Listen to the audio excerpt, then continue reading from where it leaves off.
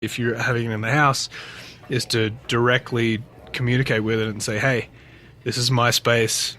Please don't come. And if it's not like an overly powerful, malevolent spirit, it will kind of just dissipate and go away.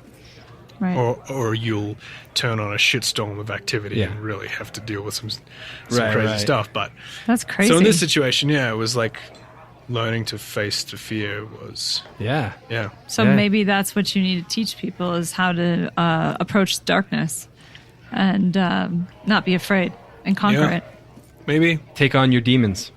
So if someone comes at you with a gun and they want your wallet, you start swinging at... No, don't do that. Just with a lightsaber. Bust out your toy lightsaber. Lightsaber. Get them in the nuts. Give them your wallet. Anyway. But yeah. So Matt, how do you know that entity still isn't attached to you? Well, here's the thing, Melissa. I don't. It could be with you now. How do you find out? Wait, haven't you been experiencing like sleep paralysis? Yeah, I have some pretty How long have you been experiencing messed that? up. That started happening when I was in like college, actually, that I remember. But I have some really messed up hallucinations with sleep paralysis too. Actually, the weirdest one I ever had, if I may jump in here, with another story, was I was back in my hometown, and I was living with a roommate, and I was in my room, obviously, falling asleep, and woke up. Sleep paralysis hit some point during the night, but it was like, and I used to get it pretty frequently, to the point where I could work out, if you wiggle your fingers and toes, you can kind of like come out of the sleep paralysis. Right. But for whatever reason, it wasn't working this time. Ooh.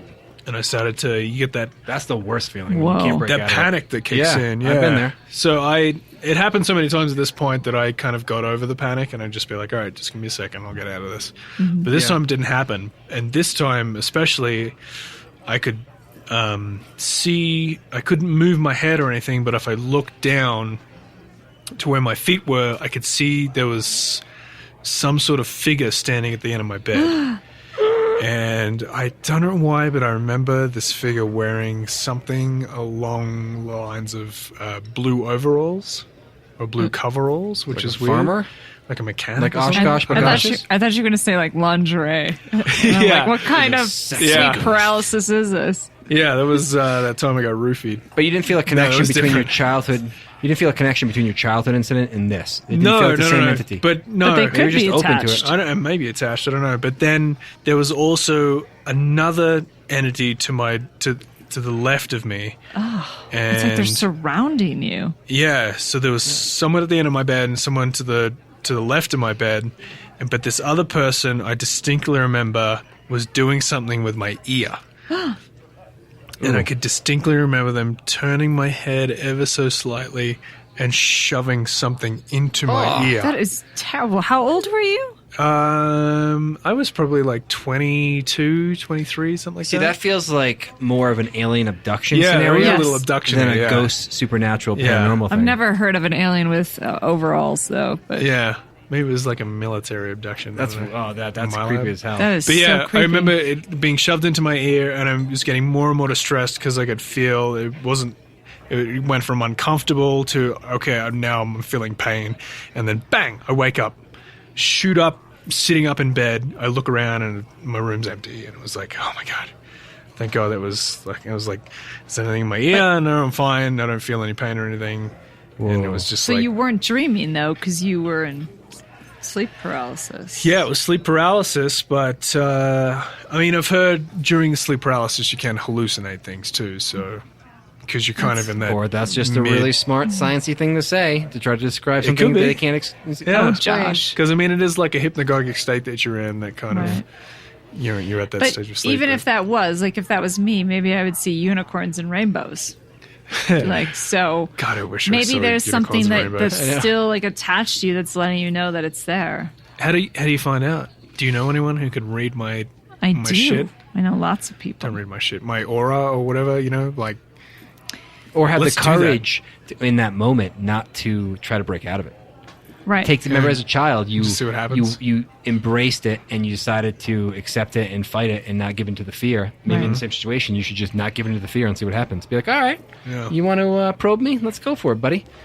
But It's different when you can't move, though. I couldn't swing a lightsaber, that's for sure. That's true. Sleep paralysis is frightening, even if there's nothing paranormal going on. I've had that before. But don't you think this is kind of crazy? Like, when he was younger, he was able to defeat it by saying, I'm not afraid of you. But then it's like he's paralyzed. It's like he can't defeat it. So how do you defeat it? With your mind. So, it's a demon in your mind, in a sense. It's like a metaphor for... It could be a metaphor for something, or it could just be a real entity that you need to somehow not give into fear to it. Yeah, maybe. When you talk to a lot of these people, when I say people that can tap into your energy and see that it's not just you in your own energetic field. There's something else there. That would be an attachment. A lot of people have attachments. It's not just because Matt had a freaky experience. He has an attachment. 99.9% of people have attachments. It's just that you have to find a way to clear yourself every day. Because every time you talk to somebody or you go into an office building, you pick up people's energies and attachments. So it's not not a not normal thing. So I think that things like that, though, that's something really deep. Yeah, it's you should check out. Yeah, it could be deep, Should really go see someone about that.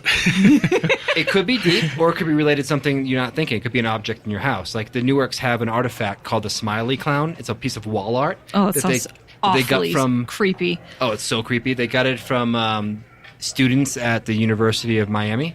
And what happened was these people bought this wall art, they brought it in, and immediately the entire dorm started experiencing sleep paralysis. Like lots of kids. What? And like intense sleep paralysis, and they'd all picture the same dog-like creature at the end of their bed, like looking at them. Like, no, not Dogman. I think I said that wrong. Man. It's just like a creature at the end of their bed that was scaring the shit out of them. Same thing. Everyone can sleep paralysis. Same thing you're experiencing. And they got rid of the object, and then the Newarks have it, and apparently it stopped. And the New Kirks had it. That's crazy. Do you have any objects from your house or from your childhood that you still keep? No, not that I can think of. No, I don't know. Wow. But I really, now you got to freak me out. I really want to talk to someone about this. Please. Sorry, this art is called Matt. Smiley the Clown. I said it wrong. Smiley the Clown, because I'm the king of saying things wrong. That sounds awful. Yeah, it does. That sounds terrible. Yeah. I think just to kind of wrap this up, there's so much we could talk about when it comes to fear, because this is part of being human. There's things that you don't have control of, given that you're in your human body and you're stuck here on this planet and you're experiencing all sorts of different energies. So this episode could go on forever, I think. Yeah. But I think we started it with this statue.